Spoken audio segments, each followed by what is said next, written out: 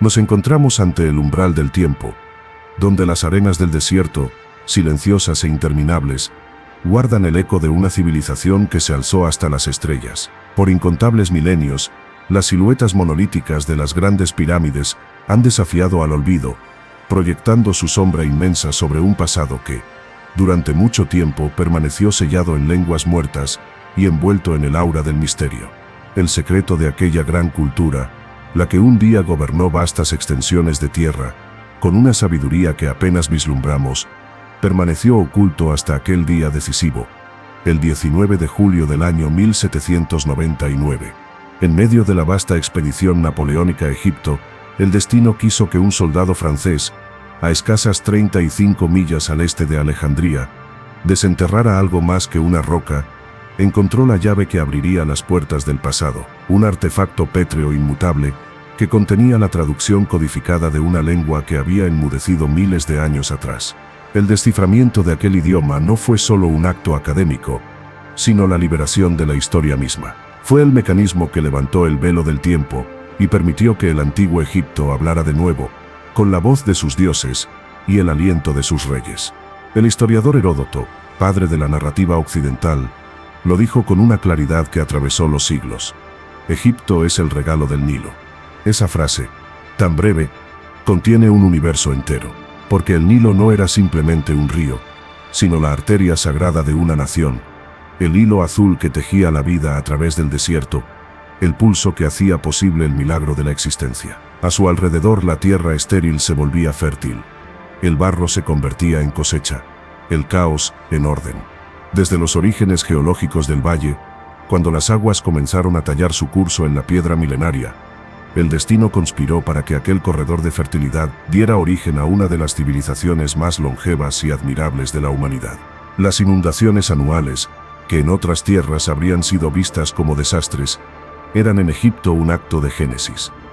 Cuando el río crecía y desbordaba, arrastraba limo, minerales y vida. Cuando retrocedía, dejaba un manto oscuro y fértil sobre el cual brotaba el trigo, el lino y la esperanza. Así nació la agricultura egipcia, el primer pacto entre el hombre y el ciclo eterno de la naturaleza. En aquel entorno de equilibrio milagroso, el hombre primitivo aprendió a construir. Durante el Paleolítico, sus manos tallaban flechas y arpones, domesticaban el fuego y curtían pieles. Luego, en el Neolítico, comenzó a cultivar y a criar animales. Las pruebas halladas en la región de Fayum, al suroeste del delta, demuestran que el hombre egipcio ya sembraba y almacenaba granos hace más de 6 milenios antes de Cristo. En esas tierras bajas, protegidas del viento por los cerros de arena, se erigieron las primeras chozas hechas de barro y cañas, humildes pero duraderas, como una semilla que pronto germinaría en ciudades. A medida que el Nilo seguía su curso, Egipto se dividió naturalmente en dos mitades complementarias: el Alto Egipto, al sur, de valles estrechos y montañas rojizas, y el Bajo Egipto, al norte, donde el río se abría en brazos que formaban el vasto delta. Durante siglos fueron reinos distintos, con dioses, símbolos y lenguas diferentes. El Alto Egipto portaba la corona blanca, llamada Hedeyet, el Bajo Egipto la corona roja, Deseret. Pero el destino los unió hacia el año 3000 a.C., bajo la voluntad de un solo hombre, el legendario rey Narmer, también conocido como Menes. Su victoria no fue solo política, fue el nacimiento de la idea de Egipto como nación. Desde entonces, el faraón sería llamado Señor de las dos tierras, portador de la doble corona, símbolo de la unión eterna entre el norte y el sur. El periodo anterior a esa unión, conocido como predinástico, se extiende desde el sexto milenio hasta el 3150 a.C. Es la noche de la historia, el amanecer de la civilización. No existen crónicas escritas de aquella época, pero las arenas han conservado los rastros del progreso humano: vasijas, tumbas, instrumentos, ídolos. En la región de Fayum floreció la primera cultura agrícola, entre el noveno y el sexto milenio antes de Cristo. Su pueblo vivía del cultivo, la caza y la pesca, y ya conocía el arte de la cestería y la alfarería. Fue allí donde el hombre aprendió a almacenar el grano en silos y a preservar el alimento para las estaciones áridas. De esa raíz nació la cultura de Merinde, en el delta occidental, entre los años 5000 y 4000 a.C. En ella se encuentran los primeros indicios de comunidades sedentarias, con viviendas redondas de barro y techos de paja, con graneros excavados bajo el suelo para proteger las cosechas del calor. Los hombres de Merimde ya conocían la propiedad, la jerarquía y la división del trabajo. Luego surgió la cultura de El Omari, hacia el año 4000 a.C., donde las viviendas se volvieron más sólidas, las herramientas más precisas y las relaciones sociales más complejas. En el Alto Egipto, más al sur, se desarrolló la cultura de Badari, cuyos habitantes aún usaban tiendas móviles, pero comenzaron a practicar una rudimentaria forma de momificación, envolviendo a sus muertos en lino y enterrándolos con objetos personales, como si la muerte fuese un tránsito y no un final. A Badari le siguió la cultura amratiense, también llamada Nagada I, donde la arquitectura adquirió mayor refinamiento. Las casas ya tenían ventanas, chimeneas y muros revestidos de barro.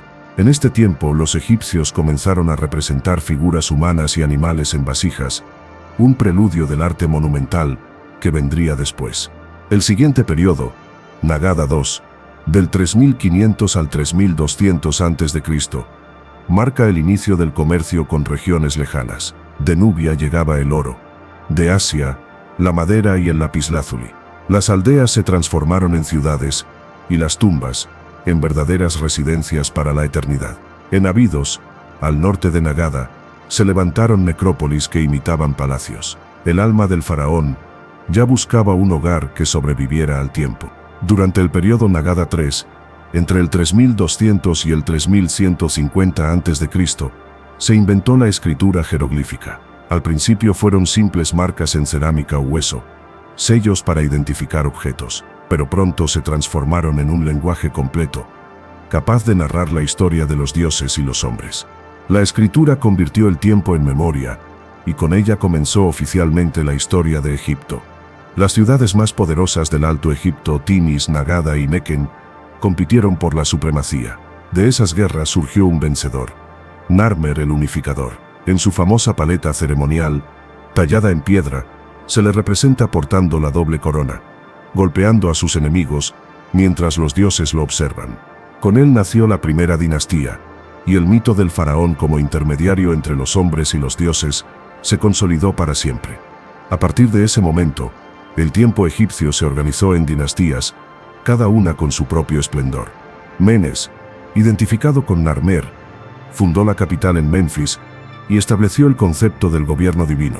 Su hijo, Ora-Ha, expandió las fronteras y erigió las primeras tumbas monumentales. Deyer y Deyer continuaron la obra, consolidando la administración y el ejército. Durante el reinado de la reina Merneit, madre del joven rey Den, Egipto conoció por primera vez el gobierno de una mujer. Su nombre, grabado entre reyes, fue el primer reconocimiento del poder femenino en la historia de la humanidad. El rey Den, que reinó hacia el año 2990 a.C., fue un visionario. Bajo su mando, Egipto alcanzó un equilibrio de prosperidad y arte.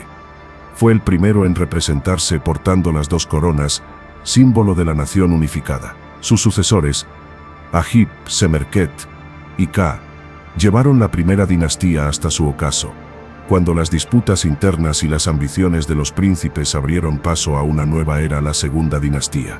Hotep-Sejemui, cuyo nombre significa los dos poderosos en paz, inauguró una etapa de relativa estabilidad, aunque breve. Le siguió Raneb, el primero en unir su nombre al de un dios, estableciendo la divinidad del faraón. Set-Per-Ibsen, en cambio, provocó un cambio teológico al sustituir el símbolo de Horus por el de Set, el dios del caos. Algunos lo vieron como hereje, otros como un reformador. Lo cierto es que su gobierno reflejaba una nación dividida entre las creencias del norte y del sur. Su sucesor, Hasehemui, restauró la armonía y, según las inscripciones, unificó de nuevo las dos tierras. De su linaje nacería un rey destinado a la inmortalidad, Djoser, el constructor de la primera pirámide. Con Djoser y su visir, el sabio Imhotep, se inauguró la tercera dinastía y el reino antiguo, la edad de los constructores. Imhotep, médico, arquitecto y astrónomo, concibió una obra que cambiaría la historia de la arquitectura, la pirámide escalonada de Saqqara. Comenzó como una simple mastaba, pero el genio de Imhotep La transformó en un monumento de 6 niveles ascendentes, símbolo de la escalera al cielo. Fue la primera estructura monumental de piedra tallada del mundo. Su perfección marcó el inicio de una era dorada en la que los faraones buscarían, no solo gobernar, sino desafiar la muerte. Tras el reinado de Djoser, Egipto se adentró en una época de esplendor sin precedentes. La pirámide escalonada se alzaba en Saqqara como una montaña de piedra que desafiaba el tiempo, un símbolo del poder divino del faraón. Cada bloque, cada corredor, era un testimonio del orden que regía el universo. Djoser no solo había edificado una tumba, había construido un puente entre la tierra y el cielo. Su arquitecto, Imhotep, fue venerado por generaciones. Su sabiduría trascendió el tiempo y, siglos después, sería deificado como dios de la medicina y del conocimiento. En su figura se unían la ciencia, la religión y la filosofía, los 3 pilares que sostuvieron a Egipto durante milenios. Los sucesores de Djoser continuaron su legado. En la 4ª dinastía, el faraón Seneferu llevó el arte de la construcción piramidal a su máxima perfección. Su primera obra, la pirámide de Meidum, fue un experimento fallido. Su revestimiento se derrumbó, dejando una estructura inacabada, pero Seneferu no se rindió.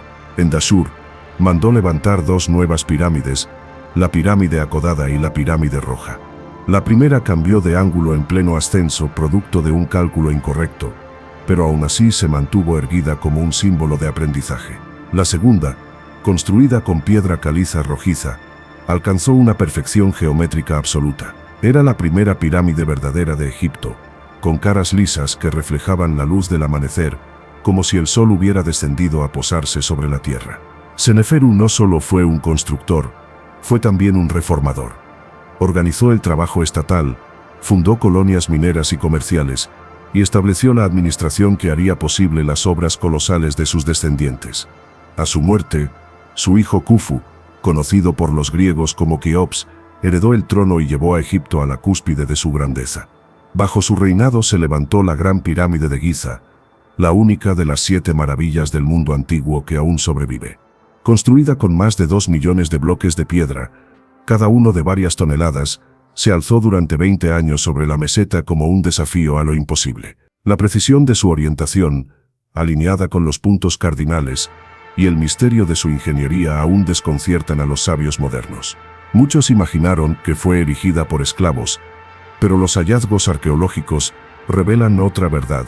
Fueron trabajadores libres, campesinos, que durante las inundaciones del Nilo ofrecían su labor al faraón. Eran alimentados, cuidados y honrados por su servicio. El trabajo en la pirámide era una forma de devoción, un acto de fe que aseguraba un lugar en el orden cósmico. El arquitecto principal fue Gemiunu, visir y pariente del faraón. Dirigió miles de obreros, artesanos y canteros, organizados con una eficiencia que ninguna otra civilización antigua igualó. La Gran Pirámide fue concebida no solo como tumba, sino como instrumento espiritual. Sus pasajes interiores, orientados hacia ciertas estrellas, reflejaban la creencia de que el alma del faraón ascendería hacia los cielos para unirse con Ra, el dios Sol. Cada piedra fue colocada con la precisión de una plegaria, y al completarse, Egipto entero vio en ella el rostro de la eternidad. Tras la muerte de Khufu, su hijo de Gedefra ascendió al trono. Fue él quien probablemente mandó esculpir la gran esfinge, el coloso de piedra con cuerpo de león y rostro humano, que guarda el desierto de Giza. Algunos sostienen que el rostro es el del propio de Gedefra, otros el de su hermano y sucesor Khafra. Sea como fuere, la esfinge representa la síntesis del poder terrenal y la sabiduría divina, el cuerpo del animal más fuerte y la cabeza del ser más consciente. El faraón Khafra, conocido como Kefren, continuó la gloria de su padre. Levantó su propia pirámide, apenas más pequeña que la de Keops, y un complejo funerario monumental. Su imagen, tallada en diorita negra y hallada entre las ruinas de su templo del valle, muestra a un monarca sereno, poderoso, sentado en su trono con el dios halcón, Horus protegiendo su cabeza. Esa escultura de una perfección inigualable define el ideal egipcio del poder, equilibrio, calma, eternidad. Después vino Menkaura, o Micerino, cuyo reinado trajo una nota de humanidad al rigor faraónico.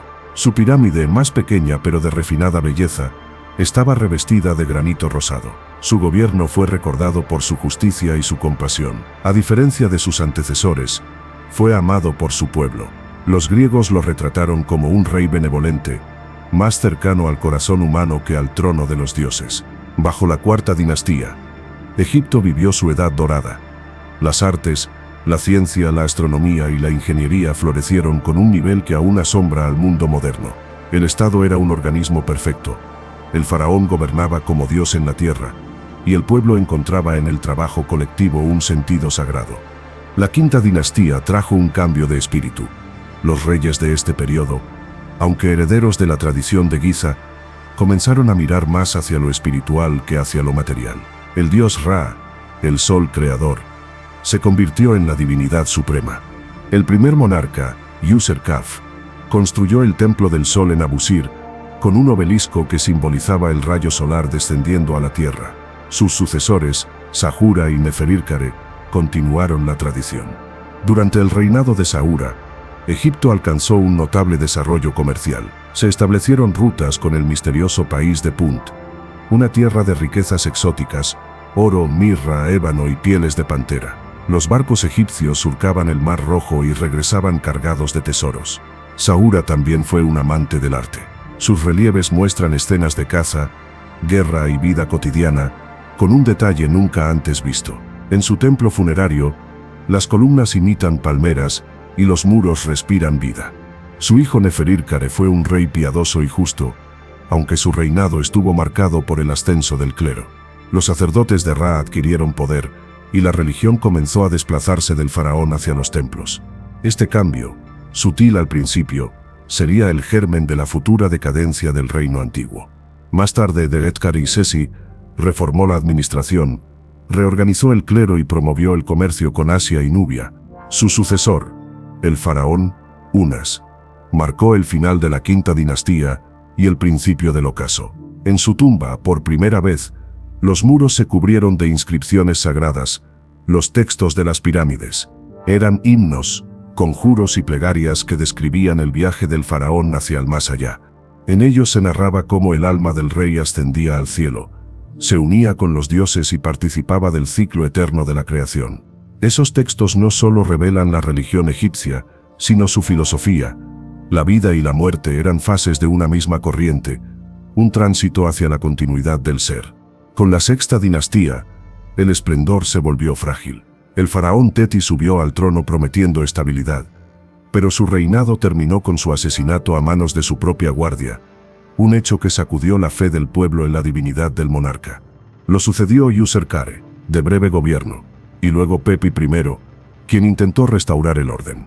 Bajo Pepi, Egipto aún conservó su poder, pero el equilibrio se quebró. Los nomarcas, gobernadores de las provincias, comenzaron a enriquecerse y a actuar con independencia. La autoridad del faraón se diluyó, mientras los templos acumulaban tierras y tesoros. Su hijo Merenre continuó el esfuerzo de su padre, pero murió joven. Entonces ascendió Pepi II, un niño cuando tomó el trono, un anciano centenario cuando lo dejó. Su reinado, el más largo registrado en la historia, se convirtió en una lenta descomposición. Durante su juventud, Egipto aún brillaba, pero con el paso de los años, la fe en el faraón se desvaneció. Las cosechas se redujeron, el Nilo se volvió impredecible, y el hambre se extendió. Los nomarcas se erigieron en señores de sus regiones, construyeron sus propias tumbas, emitieron decretos, y ya no obedecían al poder central. La burocracia se volvió un laberinto, y el trono, un símbolo vacío. El reino antiguo, la edad de las pirámides, se extinguió sin estruendo, como una llama que se consume lentamente. Lo que vino después fue una noche de incertidumbre. El primer periodo intermedio, cuando las voces de los dioses callaron y Egipto volvió a fragmentarse. Pero incluso en su caída, Egipto no murió. En las tumbas de los nobles provinciales, se hallan textos que hablan de justicia, de misericordia, de gobernantes locales que cuidaban a su pueblo mientras el trono vacilaba. Aún en el caos, la esencia de Maat, el equilibrio, la verdad y el orden, seguía viva.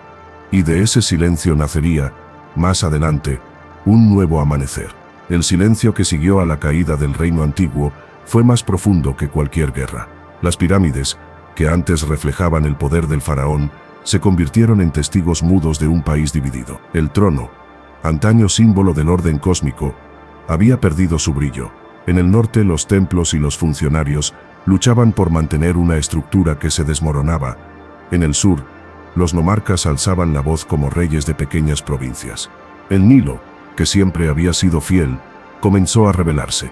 Sus crecidas fueron irregulares. Hubo años de sequía, hambre y desesperación. Las cosechas se perdieron, los graneros quedaron vacíos, y el pueblo comenzó a dudar de los dioses. En los papiros de la época se lee un lamento. El pobre posee riquezas, el rico pasa hambre, la justicia ha sido desterrada, y el caos gobierna la tierra. A esta época oscura se la conoce como el primer periodo intermedio, y aunque los libros lo describen como decadencia, también fue un tiempo de transformación. Las dinastías séptima y octava apenas dejaron huellas. Sus reyes, con nombres efímeros, gobernaron desde Menfis por periodos breves hasta que esa antigua capital fue abandonada. En su lugar, surgieron dos centros de poder, Heracleópolis en el norte y Tebas en el sur.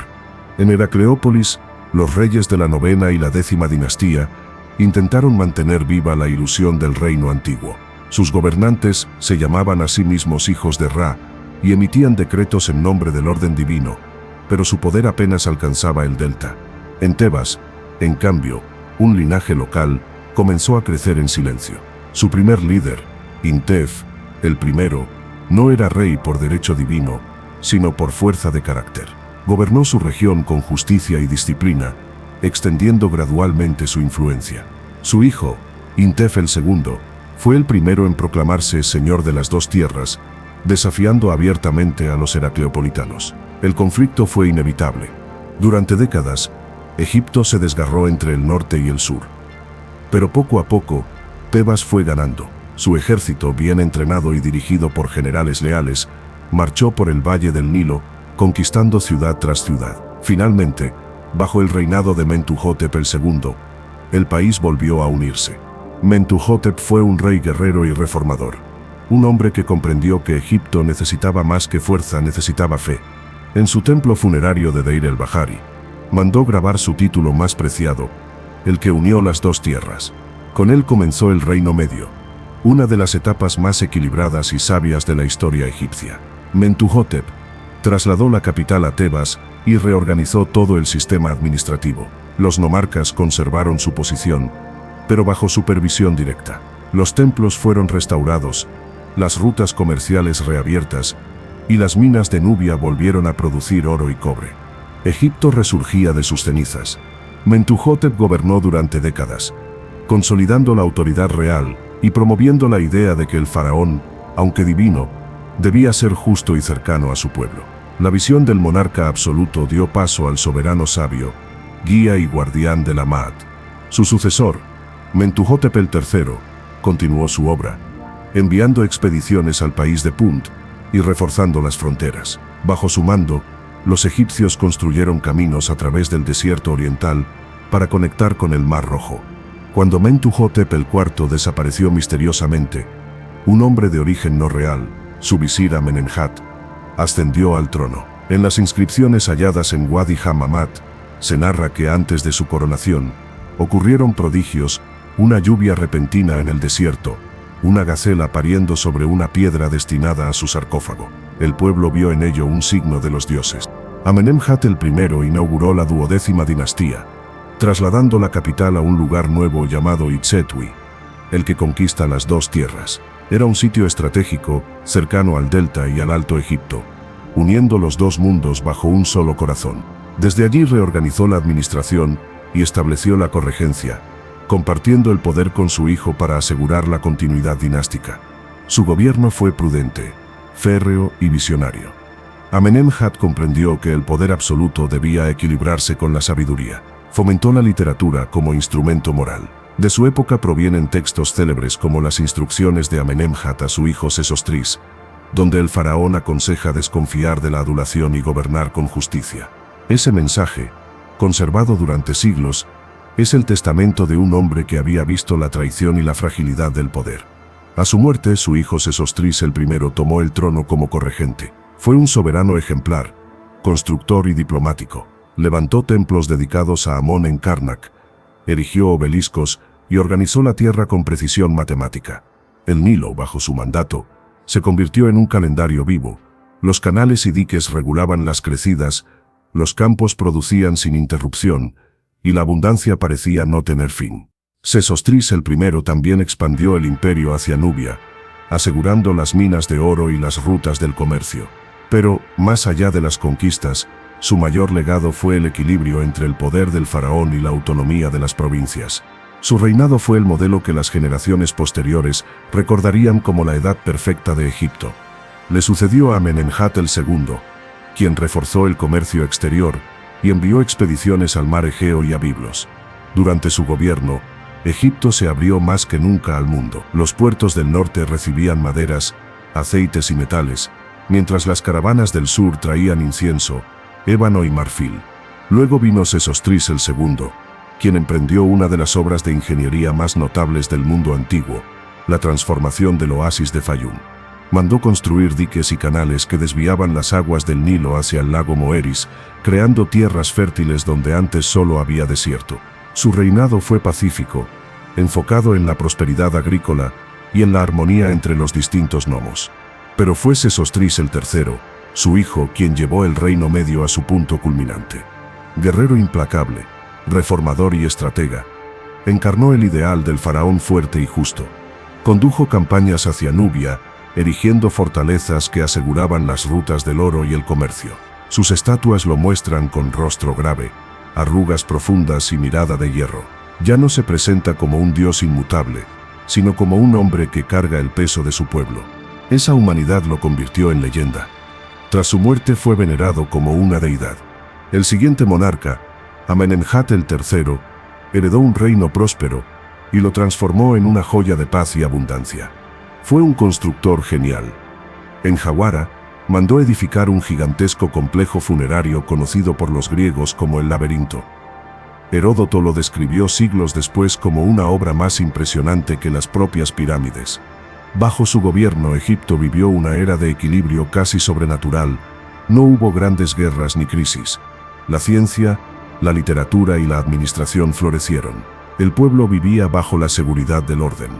Su sucesor, Amenemhat IV, mantuvo esa estabilidad, pero su reinado fue breve. A su muerte, el trono pasó a Neferusobek, su hermana o esposa, la primera mujer faraón desde los tiempos de Merneit. Su gobierno, aunque corto, preservó la paz y el legado de sus antecesores. Sin embargo, su muerte sin heredero marcó el fin de la 12ª dinastía y el inicio de un lento declive. Los reyes de la siguiente dinastía, débiles y efímeros, no pudieron contener la fragmentación. El trono cambiaba de manos con rapidez, y las provincias comenzaron a actuar por cuenta propia. El equilibrio que había sostenido el Reino Medio se desvanecía como la luz del atardecer sobre el desierto. Pero el verdadero peligro no vendría del interior, sino de más allá de las fronteras orientales. Desde las tierras de Canaán, grupos de pueblos nómadas y comerciantes comenzaron a cruzar el delta del Nilo, trayendo consigo nuevas herramientas, nuevos animales y un conocimiento militar desconocido. Esos extranjeros serían recordados con un nombre que aún provoca ecos de inquietud: los Hyksos, los reyes pastores. Los Hyksos llegaron primero como sombras. No eran conquistadores en el sentido clásico, sino grupos de comerciantes, artesanos y pastores que cruzaron las fronteras del delta oriental. Venían de Asia, de las llanuras de Canaán y Siria, trayendo consigo caballos, carros ligeros y nuevas armas de bronce. En un principio fueron bienvenidos. Traían madera, aceite, vino y tejidos, y se establecieron en tierras egipcias con permiso de los faraones, mezclándose con los habitantes del delta y adoptando sus costumbres. Pero con el tiempo, su número y su influencia crecieron, y su lealtad se volvió incierta. Mientras tanto, Egipto se debilitaba. Las dinastías locales perdían poder, las provincias actuaban por cuenta propia, y el ejército antes temido se había reducido a guarniciones dispersas. Fue entonces cuando los Hyksos aprovecharon el vacío. Sin una guerra formal, tomaron el control de Avaris, una ciudad portuaria en el delta oriental, y desde allí extendieron su dominio sobre el Bajo Egipto. Su rey, Salitis, adoptó el título de faraón y fundó la capital de un nuevo poder extranjero dentro del país. Por primera vez en más de 1000 años, Egipto estaba bajo un gobierno que no era egipcio. Los hicsos introdujeron innovaciones que transformarían el arte de la guerra. Trajeron el caballo, desconocido hasta entonces, y el carro de combate, una máquina ligera de 2 ruedas tirada por corceles. Su arco compuesto hecho de madera, tendones y cuerno, tenía un alcance mucho mayor que las armas egipcias. En pocos años, dominaron el norte sin encontrar resistencia. Sin embargo, su conquista no fue de destrucción sino de adaptación. Los hicsos adoptaron las tradiciones del país, adoraron a los dioses locales y se representaron con atributos egipcios. Se presentaban como legítimos reyes de las 2 tierras, aunque su acento y su origen los delataban. Su dominio, que duró casi 2 siglos, fue una humillación profunda para los egipcios. Mientras el norte permanecía bajo control extranjero, el sur resistía. En Tebas, una dinastía nativa mantuvo viva la llama del antiguo reino. Durante generaciones, los príncipes tebanos rindieron tributo a los hicsos para evitar conflictos abiertos, pero su resentimiento crecía. El primero en desafiar abiertamente la dominación fue el príncipe Seqenenra. Según los textos, murió en batalla, su cráneo fracturado por hachas y lanzas. Su momia, descubierta miles de años después, muestra las heridas de una lucha cuerpo a cuerpo. Su sacrificio encendió el fuego de la resistencia. Le siguió su hijo Kamose, un joven audaz y decidido que reunió un ejército y lanzó una campaña hacia el norte. En las inscripciones halladas en Tebas, Kamose denuncia la vergüenza de ver a los extranjeros gobernando las tierras sagradas de Ra. Con palabras de fuego proclamó: «El rey está en Avaris, el asiático reina en el delta, y yo, un gobernante de Tebas, comparto mi país con él. ¿Por qué soportar tal deshonra?». Sus ataques destruyeron guarniciones, cortaron rutas comerciales y sembraron el terror entre los invasores. Kamose cayó antes de completar la guerra, pero su causa sobrevivió en su hermano, Ahmose el Libertador.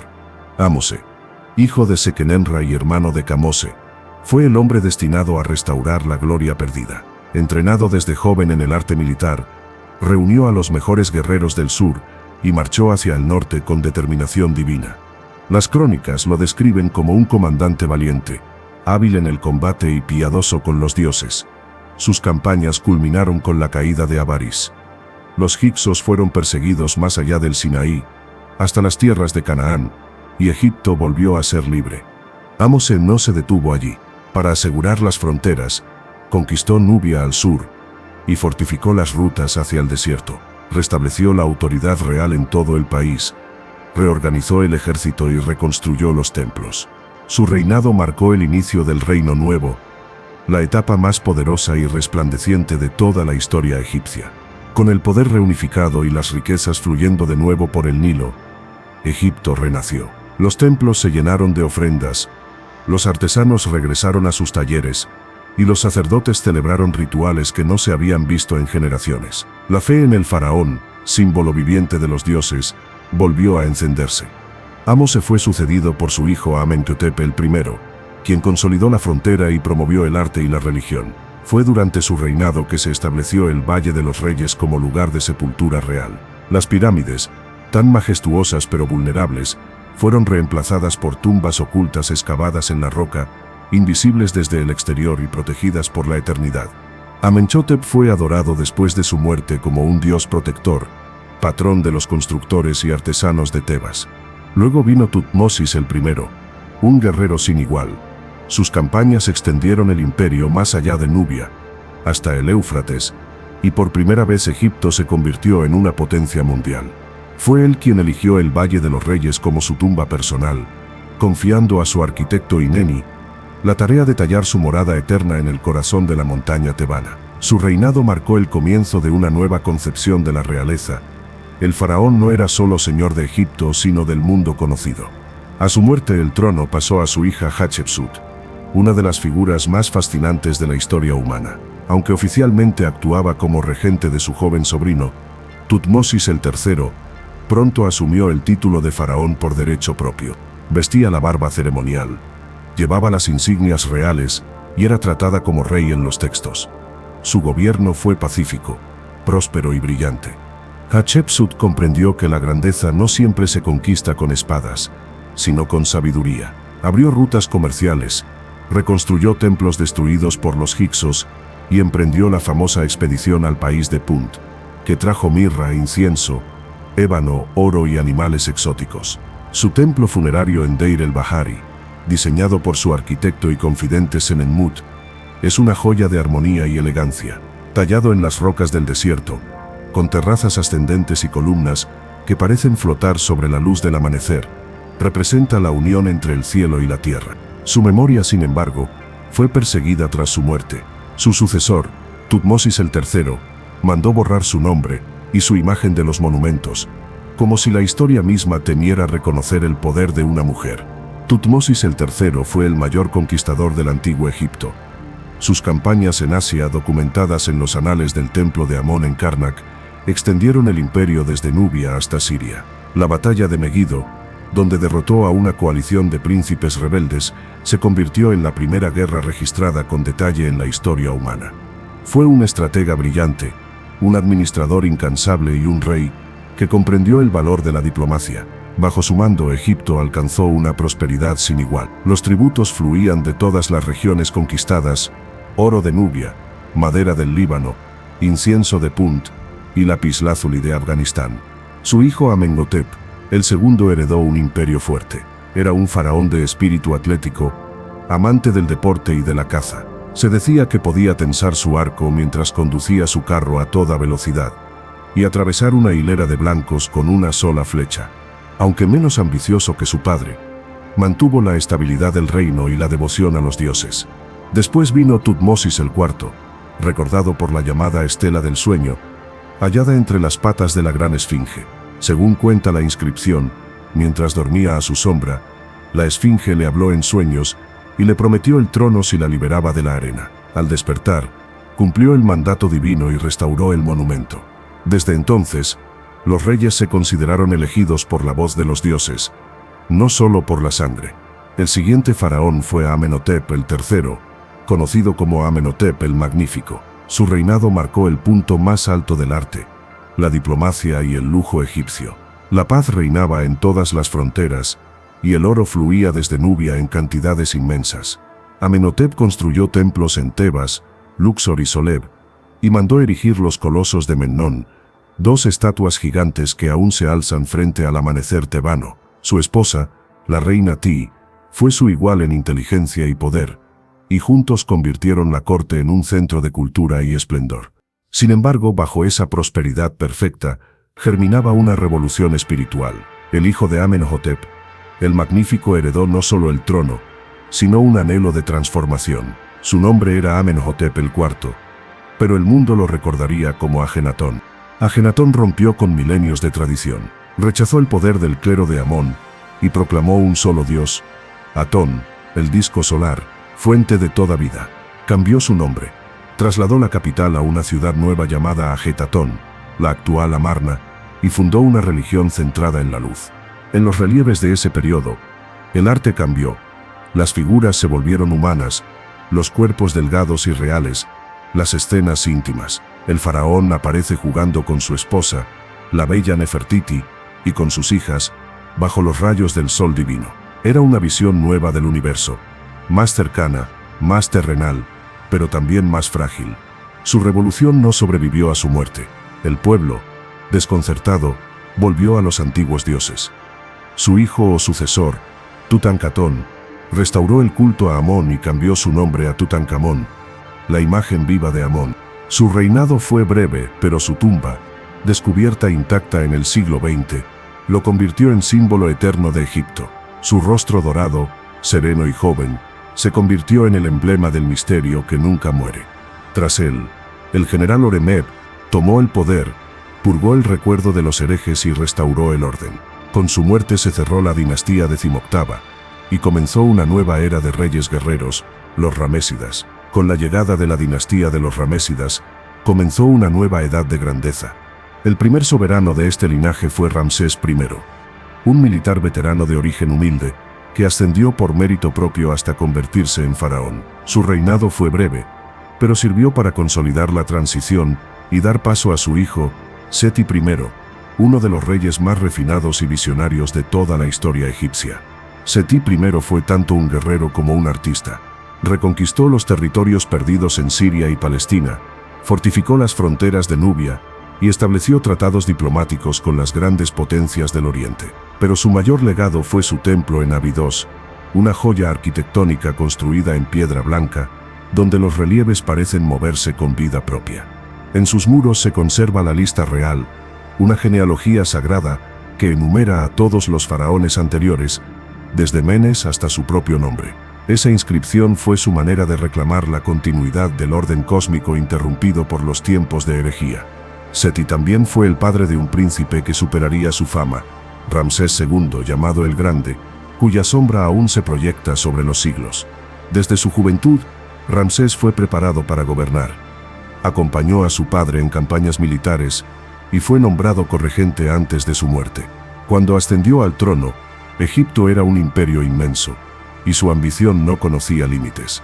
Durante su reinado, que duró más de 6 décadas, Ramsés II levantó más templos, obeliscos y estatuas que cualquier otro rey antes que él. Su nombre fue grabado en la piedra de norte a sur, en cada santuario y frontera.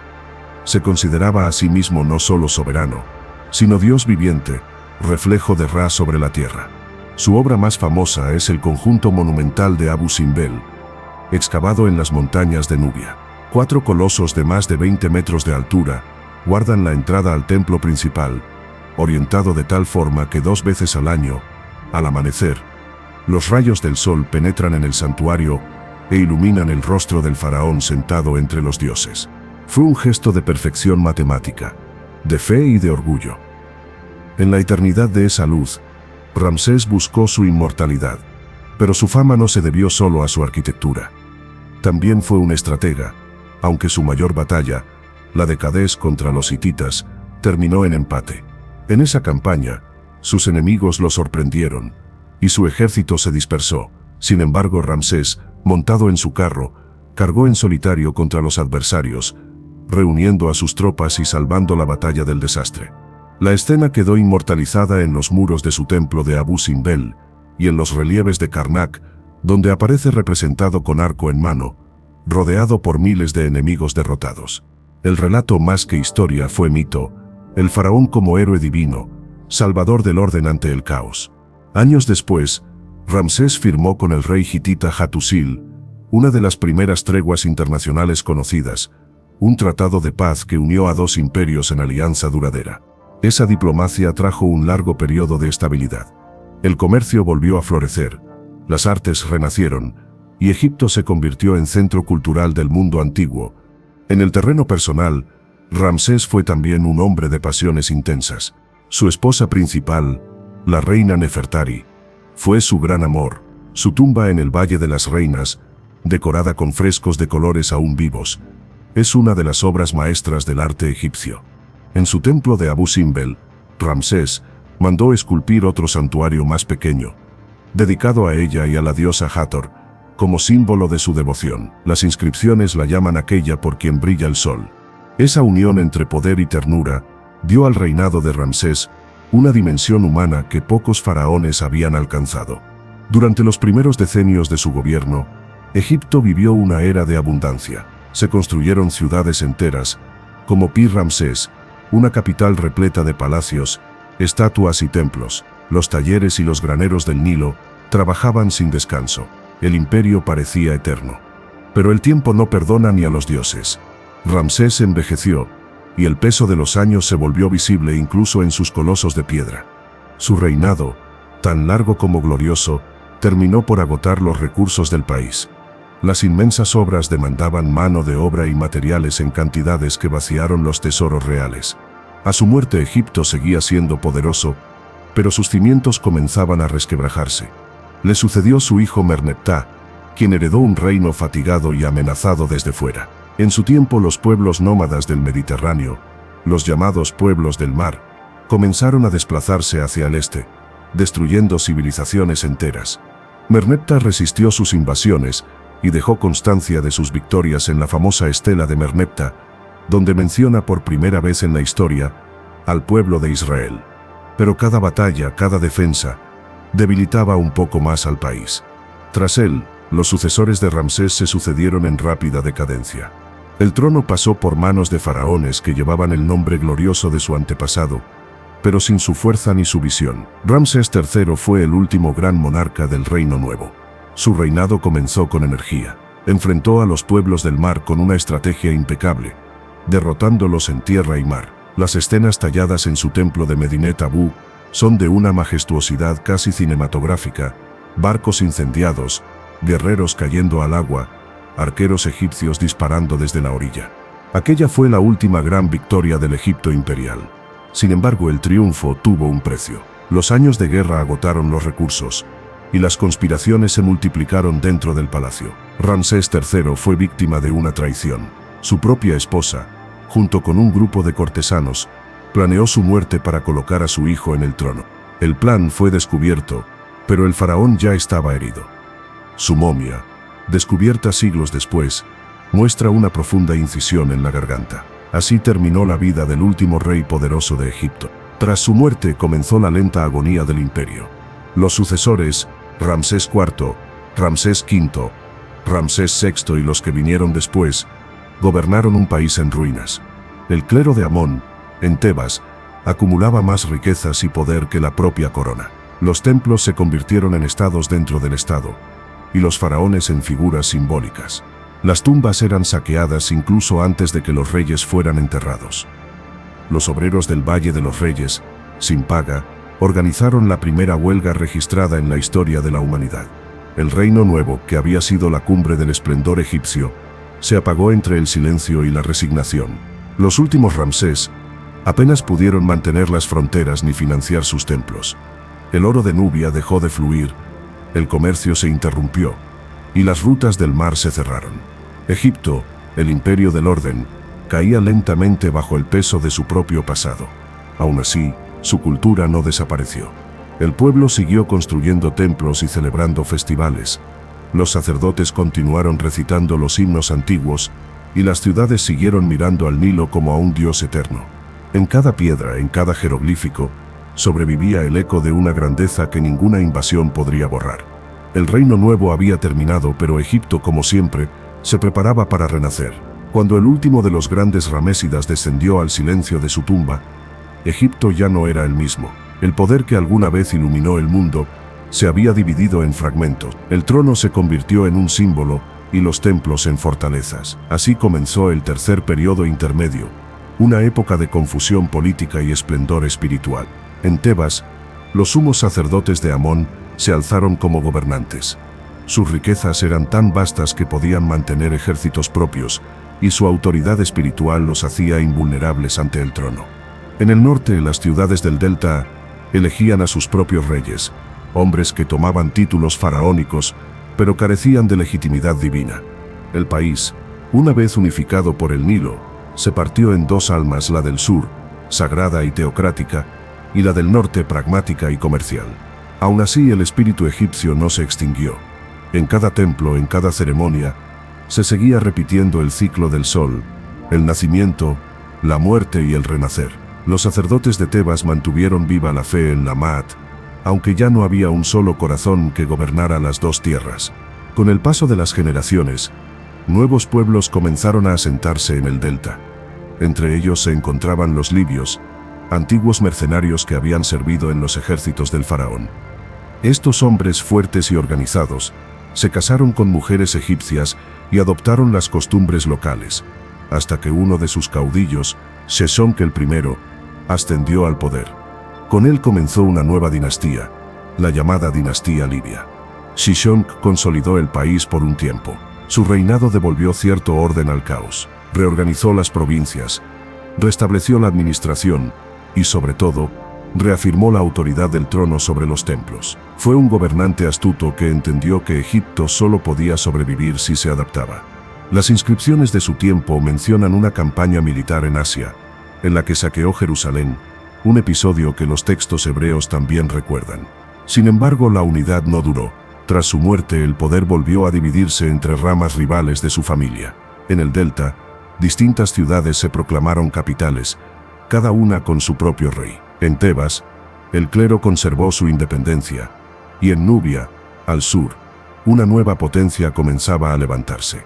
Los reyes nubios, descendientes de los antiguos vasallos egipcios, admiraban la cultura del Nilo. En Napata, su capital, edificaron templos a Amón y se consideraban los herederos legítimos del legado faraónico. Uno de ellos, Pille, emprendió la conquista del norte. En su estela, escrita con solemnidad y orgullo, narra cómo marchó por el Nilo sin destruir, exigiendo sumisión a los reyes del delta y restaurando la fe en Amón. Su victoria fue tanto espiritual como política. En sus propias palabras, no conquisté con la espada, sino con el corazón. Con Pille comenzó la llamada dinastía nubia o cusita. Su hermano Taharka, héroe legendario, continuó su legado. Fue un faraón piadoso, constructor de templos y defensor de Egipto contra los invasores del norte. Durante su gobierno, Tebas resplandeció de nuevo y el arte recuperó su antiguo equilibrio. Pero la historia del mundo ya había cambiado. En el oriente un nuevo poder se alzaba con fuerza imparable, el imperio asirio.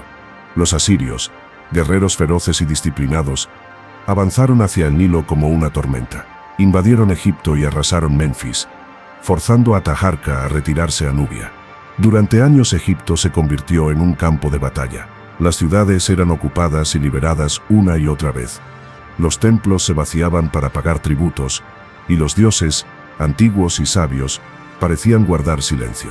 Tras la retirada asiria, surgió un nuevo linaje de faraones locales en el delta, con capital en Sais. El primero y más notable fue Psamético I. Su reinado, aunque frágil, trajo consigo un resurgir inesperado. Psamético logró unificar de nuevo las dos tierras y restaurar la administración. Promovió el arte y la escritura, e impulsó el comercio con los griegos, que comenzaban a llegar por el Mediterráneo atraídos por la sabiduría y la belleza del país.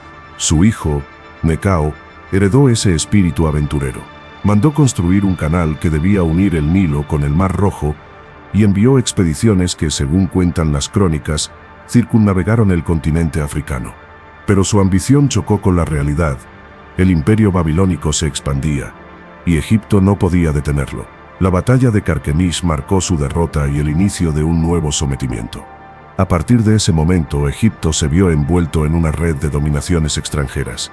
Primero fueron los babilonios, luego los persas. El rey persa Cambises conquistó el país, y aunque adoptó el título de faraón, su dominio fue cruel y distante. Los templos fueron saqueados, las rebeliones aplastadas, y el orgullo egipcio reducido a obediencia. Los persas gobernaron con puño de hierro, pero también reconocieron el poder de los símbolos, se representaban con la doble corona y realizaban ceremonias en nombre de los antiguos dioses, intentando legitimar su dominio ante el pueblo.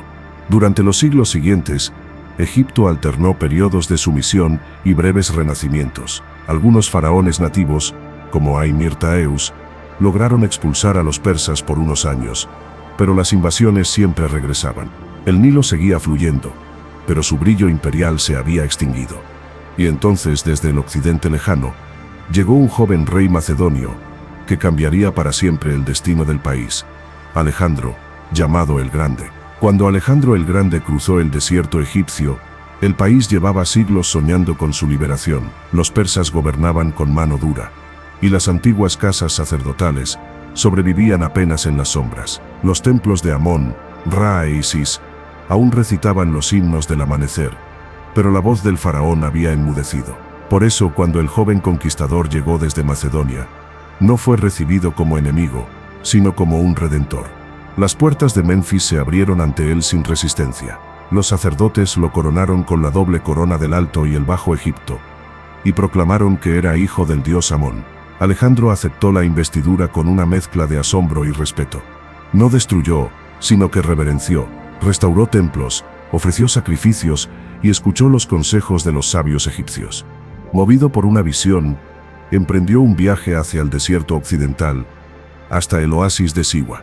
Allí, en un santuario remoto rodeado de dunas y silencio, el oráculo de Amón lo recibió. Según la tradición, el dios habló a través de los sacerdotes y lo llamó Hijo del Sol. Alejandro salió de aquel lugar transformado, convencido de que su destino era divino. Poco después, fundó una ciudad destinada a la eternidad, Alejandría. Alejandría fue trazada sobre la costa norte, entre el Mediterráneo y el lago Mareotis. Sus avenidas eran rectas como lanzas, sus templos blancos como la luna. Desde el principio fue concebida como el corazón del Nuevo Mundo, un puerto de sabiduría, comercio y cultura. El propio Alejandro ordenó construir en su centro un templo dedicado a Isis y un palacio frente al mar. Quiso que fuera la puerta entre Oriente y Occidente, el punto donde el pensamiento griego y la espiritualidad egipcia se fundieran en una sola luz. No llegó a ver su obra terminada. Murió en Babilonia siendo aún joven, y con él se desvaneció la unidad de su imperio. Sus generales se repartieron las tierras conquistadas, y Egipto quedó en manos de uno de ellos, Ptolomeo, hijo de Lagos. Así nació la dinastía ptolemaica, una nueva estirpe de faraones griegos. Ptolomeo comprendió mejor que nadie que el poder no se sostenía solo con espadas. Adoptó la religión egipcia, restauró los templos y permitió que los sacerdotes mantuvieran su influencia. Su política fue la del equilibrio, honrar las tradiciones del país mientras abría sus puertas al pensamiento helénico. Bajo su gobierno, Alejandría se convirtió en la joya del mundo antiguo. En su puerto se alzó el majestuoso faro de Alejandría, una torre blanca que guiaba a los navegantes con fuego y espejos de bronce. Era una de las 7 maravillas del mundo, símbolo del ingenio humano y del dominio sobre el mar. A pocos pasos de allí se erigió la gran biblioteca, un santuario del conocimiento que reunía miles de rollos de papiro de todo el mundo conocido. Filósofos, astrónomos, poetas y médicos llegaban desde Grecia, Persia, la India y Etiopía para compartir su sabiduría. La fusión de culturas dio frutos inmensos. En Alejandría nació la geometría de Euclides, la astronomía de Aristarco y la medicina de Herófilo. Los sacerdotes egipcios enseñaban junto a los filósofos griegos, y los textos sagrados se traducían al griego en una empresa monumental que perduró siglos. Por primera vez, la mente humana pareció comprender que todo conocimiento es un río que desemboca en el mismo mar. Los sucesores de Ptolomeo continuaron esa herencia, pero también sembraron discordia. Las intrigas palaciegas, los celos y las ambiciones familiares se convirtieron en rutina. Egipto se mantenía rico gracias al comercio del grano y las rutas marítimas, pero el poder de los Ptolomeos se volvió cada vez más frágil. Mientras tanto, en el occidente, Roma se alzaba como una nueva fuerza imposible de detener. Y entonces apareció una figura que marcaría para siempre el último acto de la civilización faraónica, Cleopatra, la 7ª de su nombre. Hija de Ptolomeo el XII, educada en las lenguas del mundo y en las artes de la diplomacia, Cleopatra fue más que una reina, fue la encarnación viviente de la inteligencia egipcia. Hablaba varios idiomas, conocía las ciencias, la política, la música y la alquimia. En una época en que las reinas solían ser símbolos, ella fue el poder mismo. Cuando ascendió al trono, el país estaba dividido por las guerras internas y las presiones de Roma. Para mantener su soberanía, Cleopatra comprendió que debía jugar con astucia. Su alianza con Julio César no fue un capricho romántico, sino un movimiento político magistral. Con su ayuda recuperó el trono que su hermano le había arrebatado. Juntos navegaron por el Nilo, y el pueblo los recibió como a Isis y Osiris resucitados. Durante un tiempo, Egipto volvió a sentir el eco de su gloria. Pero tras la muerte de César, el destino volvió a ensombrecerse. Cleopatra encontró en Marco Antonio, general de Roma, a un nuevo aliado y amante. Juntos soñaron con un imperio común, mitad egipcio y mitad romano. Sus banquetes eran leyenda, sus templos rebosaban oro, y su corte en Alejandría brillaba con un esplendor que recordaba al de los antiguos faraones. Sin embargo, en Roma, esa unión fue vista como una amenaza. Octavio, el futuro Augusto, declaró la guerra a Egipto en nombre de la República. La flota de Marco Antonio y Cleopatra fue derrotada en la batalla de Accio. Al saber que todo estaba perdido, ambos eligieron la muerte antes que la humillación. Marco Antonio cayó sobre su espada. Cleopatra, encerrada en su mausoleo, se dejó morder por una serpiente sagrada, símbolo de la divinidad real. Su cuerpo fue hallado cubierto de oro y lino, y su rostro, dicen, parecía dormir. Con su muerte, Egipto dejó de ser un reino libre. Roma convirtió la tierra de los faraones en una provincia imperial, gobernada por procónsules y legiones. Los templos siguieron abiertos por un tiempo, pero el espíritu del antiguo mundo se retiró lentamente al desierto. Sin embargo, el alma egipcia nunca desapareció. En los pueblos, Las mujeres seguían llamando a Isis para pedir fertilidad. Los campesinos aún dejaban ofrendas al Nilo, y los sabios continuaron escribiendo sus fórmulas secretas en el silencio de los santuarios. Durante siglos, bajo el dominio romano, Egipto siguió siendo el corazón místico del mundo antiguo. Sus símbolos viajaron por toda Europa. Sus dioses fueron adoptados con nuevos nombres, y su arte inspiró a escultores, alquimistas y filósofos. La palabra hermetismo, derivada del dios Tot, al que los griegos llamaron Hermes Trismegisto, se convirtió en sinónimo de sabiduría oculta. Así, aunque el poder faraónico había terminado, la esencia espiritual de Egipto se transformó en una corriente invisible que alimentaría las raíces del pensamiento occidental. Y en las arenas que cubrieron los templos, bajo las sombras del tiempo, el país esperó pacientemente su renacimiento. Cuando Egipto pasó a formar parte del vasto imperio romano, su grandeza no desapareció de inmediato. Solo cambió de forma. Los emperadores de Roma comprendieron el prestigio que emanaba de aquella tierra milenaria, y muchos de ellos buscaron heredar su aura divina. Augusto, el vencedor de Cleopatra, se presentó ante los sacerdotes de Menfis como un nuevo faraón. Fue coronado con la doble corona y recibió las bendiciones del dios Amón. El pueblo, acostumbrado a venerar al poder en forma humana, aceptó aquella continuidad con naturalidad. Durante los primeros siglos del dominio romano, Alejandría siguió siendo una joya incomparable. Sus calles eran un laberinto de mármol y luz, donde se escuchaban voces en todas las lenguas del mundo. Los sabios griegos enseñaban junto a los sacerdotes egipcios, y los templos aún resonaban con los cantos antiguos. Sin embargo, el tiempo traía nuevos vientos. En el horizonte se alzaba una fe que transformaría la historia para siempre: el cristianismo. Los primeros seguidores de Cristo llegaron a Alejandría impulsados por la promesa de una verdad universal. Allí, entre los muros de la biblioteca y las columnas de los templos, se encontraron con una civilización que ya había reflexionado durante miles de años sobre la vida, la muerte y la inmortalidad del alma. La transición no fue violenta al principio. Muchos vieron en el mensaje cristiano una continuación de la antigua búsqueda de la Ma'at, la justicia divina que los egipcios habían venerado desde el amanecer de su historia. Con el tiempo, las antiguas deidades fueron cediendo su lugar a los santos y mártires del nuevo credo. Isis se transformó en la Virgen María en la devoción popular, Horus en el niño divino, y las ceremonias de resurrección de Osiris encontraron eco en la liturgia cristiana. La ciudad de Alejandría se convirtió en un centro teológico de primer orden, donde las mentes más brillantes debatían el misterio de la fe. Pero también fue escenario de conflictos, de persecuciones y del fin de una era. La biblioteca, corazón del conocimiento del mundo antiguo, fue consumida por el fuego. Nadie sabe con certeza cuándo ocurrió ni quién lo provocó. Algunos dicen que fue en tiempos de César, otros durante las guerras religiosas. Sea como fuere, en aquel incendio se apagó una de las luces más puras de la humanidad. Miles de años de sabiduría se disolvieron en humo, y con ellos, una parte de la memoria del mundo.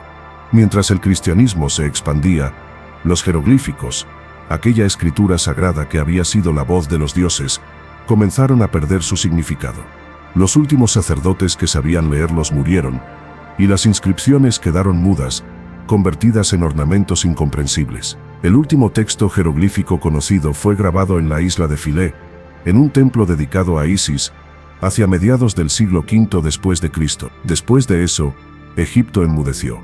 El país se transformó en un reino cristiano profundamente espiritual. Los monjes del desierto de Tebas y Estete se convirtieron en los primeros ermitaños del mundo, fundando el monacato que inspiraría siglos después a Europa. Las arenas del desierto que antes ocultaban tumbas de faraones, ahora guardaban celdas de oración. Los himnos al sol fueron sustituidos por cantos al Dios invisible, pero el fervor era el mismo. El Nilo seguía siendo sagrado, sus aguas continuaban marcando el ritmo de la vida. Con la expansión del Islam, muchos siglos después, Egipto volvió a renacer bajo una nueva luz. Los árabes que llegaron desde el oriente no destruyeron el legado antiguo, sino que lo absorbieron. Llamaron a la tierra Misar y la convirtieron en uno de los centros más florecientes del mundo islámico. El árabe reemplazó al griego y al copto, pero los ecos de las antiguas palabras aún vibraban en el fondo de la lengua. Los templos se cubrieron de arena, pero las columnas permanecieron, esperando. Pasaron los siglos, y el silencio se hizo tan profundo que casi nadie recordaba los nombres de los faraones. Las pirámides se alzaban como montañas sin historia, y los jeroglíficos eran vistos como simples decoraciones. Pero el tiempo que todo lo entierra, también revela. En el siglo XVIII los exploradores europeos comenzaron a llegar al país movidos por la fascinación. Veían en las ruinas no solo piedras antiguas, sino las huellas de un misterio que la humanidad había olvidado. El hallazgo decisivo ocurrió en el verano del año 1799, cuando un soldado francés, excavando cerca de la ciudad de Rosetta, desenterró una losa de basalto negro. Aquella piedra contenía un decreto grabado en 3 escrituras: jeroglífica, demótica y griega. Esa pieza se convertiría en la llave para descifrar el lenguaje perdido de los faraones. Décadas después, el joven erudito Jean-François Champollion logró lo impensable: descifró el sistema jeroglífico y devolvió la voz al antiguo Egipto. Por primera vez en más de 1000 años, los muros volvieron a hablar. Las palabras de los reyes, los himnos, los decretos, las plegarias y las historias grabadas en piedra resucitaron. La civilización que había enseñado a la humanidad a medir el tiempo y a soñar con la eternidad, volvía a contarse a sí misma. Desde entonces Egipto nunca dejó de despertar. Los arqueólogos descubrieron templos, tumbas y ciudades que habían dormido bajo las arenas. Los ojos del mundo se llenaron de asombro al contemplar las maravillas del Valle de los Reyes, las esfinges, los obeliscos y sobre todo el rostro dorado de Tutankamón, el niño rey, cuyo descanso intacto fue el mayor milagro arqueológico del siglo XX. Pero más allá de los tesoros, lo que Egipto nos legó fue una enseñanza. Nos mostró que el ser humano puede dialogar con la eternidad si su espíritu es firme y su arte perdura. Nos enseñó que la muerte no es un final, sino una transformación, que el alma puede cruzar las sombras si su corazón es ligero. Nos recordó que el orden del cosmos, la Mad de los antiguos, sigue siendo la brújula invisible que rige nuestro destino. Hoy, miles de años después, el Nilo sigue fluyendo con la misma cadencia que escucharon los primeros faraones. En las aldeas, los niños juegan sobre la misma tierra fértil donde germinó la historia. En las noches, las estrellas reflejan la misma bóveda que observaban los astrónomos de Tebas. Y cada vez que el viento sopla sobre las dunas de Giza, parece que los colosos despiertan y los templos respiran otra vez. Porque Egipto no es solo un país del pasado. Es una idea, una promesa, un espejo donde la humanidad contempla su propio misterio. Es el recordatorio de que toda civilización, por poderosa que sea, nace del polvo y vuelve al polvo, pero el conocimiento, la belleza y la fe en lo eterno jamás mueren. El alma de Egipto sigue viva, no en los templos de piedra, sino en la conciencia de quienes aún buscan comprender el significado del tiempo, del alma y de la luz. Y así, mientras el sol se alza una vez más sobre las aguas del Nilo, la historia se repite, el día renace, la vida continúa, y el eco de los antiguos susurra todavía suave y constante en el corazón del mundo.